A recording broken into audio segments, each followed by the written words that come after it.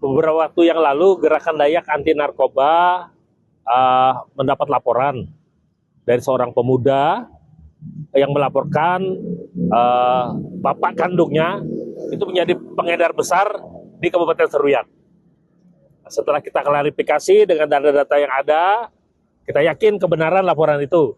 Karena dia secara langsung melihat bagaimana peredaran narkoba yang dikendalikan oleh bapaknya, yang juga melibatkan oknum aparat hukum yang sering datang ke rumah, sering menggunakan sabu-sabu bersama, juga ikut membungkus sabu-sabu untuk dijual. Setelah kita klarifikasi, kita yakin benar, kita sounding, informasikan kepada aparat hukum di Palangkaraya ini, tingkat provinsi. Nah, setelah kita mendapatkan keyakinan bersama, lalu terjadi pergerakan, upaya penangkapan.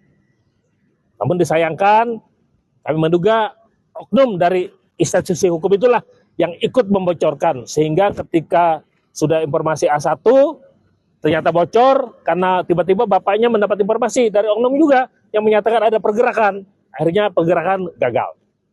Nah, setelah itu sumber kita ini kembali lagi ke Palangkaraya, bertemu lagi dengan kita diskusikan, dan dia ingin kembali lagi untuk masuk ke jaringan itu, padahal sudah kita ingatkan ini berbahaya, tapi ternyata dia tetap ingin menuntaskan ini karena dia melihat narkoba yang dikendalikan oleh bapaknya ini sudah sangat merusak kehidupan masyarakat, merusak tatanan keadaan yang ada. Bahkan anak-anak kecil pun di bawah umur sudah terlibat dalam penggunaan narkoba ini, yang membuat dia bertekad untuk melawan peredaran ini. Nah, dia datang ke sana, ternyata ketika dia sampai di sana, justru dia ditangkap, sempat dipukul, mau dihabiskan.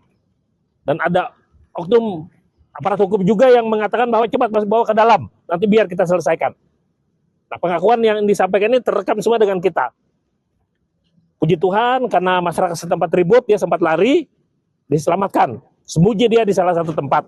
Menghubungi kami dari GDAN berkoordinasi dengan aparat hukum di tingkat provinsi. Puji Tuhan, kita punya satu cara berkoordinasi dengan petinggi-petinggi juga. Akhirnya dia bisa diselamatkan, dikeluarkan dari Kuala Pembuang ke Sampit dan sampai ke Palangkaraya. Nah, sampai di Palangkaraya, ternyata dia dikejar oleh kaki tangan bapaknya ini. Dicari, akhirnya dia pindah tempat. Nah, sekarang pertemuan kami terakhir tadi malam dengan dia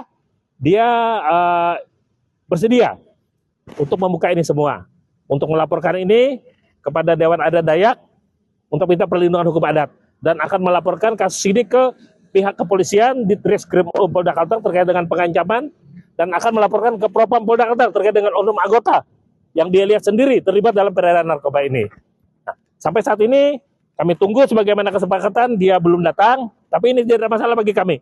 Kami tetap sebagai Gerakan Dayak Anti Narkoba ingin membuka adanya peredaran narkoba berskala besar yang dilakukan oleh seseorang di sana, dan ini diduga dilindungi oleh aparat hukum.